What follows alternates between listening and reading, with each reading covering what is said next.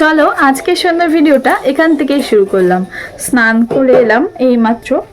তো এখন পুজো করব। আজকে যেহেতু বৃহস্পতিবারের পুজো, আজকে অনেকক্ষণই সময় লাগবে।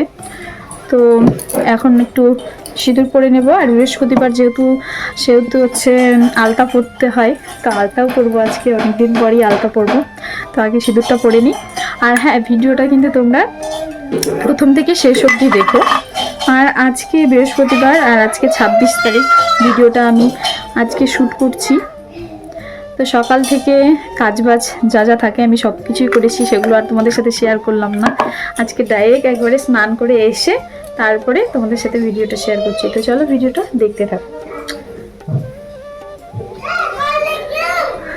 টাটা। প্রত্যেকটা বাঙালি মেয়েদেরই কিন্তু আলতা পরতে খুব ভালো লাগে আমার মনে হয়। আমার তো বেশ ভালোই লাগে। আর সেদিন বৃহস্পতিবার ছিল যেহেতু, তাই আলতা পরে নিচ্ছিলাম।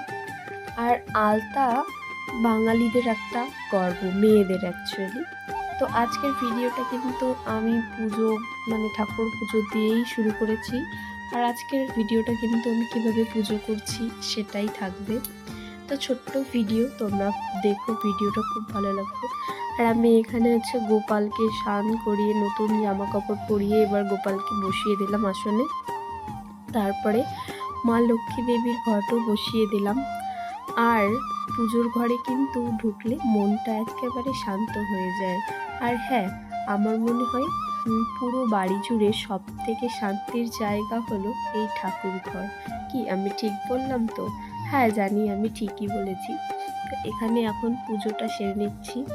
আর বৃহস্পতিবারে মা লক্ষ্মী পুজো করে পাঁচালি করতে কিন্তু বেশ ভালোই লাগে। অনেক দিন থেকে ভিডিও করা হয় না, তো ভিডিওটা কেমন লাগলো জানিও। টাটা।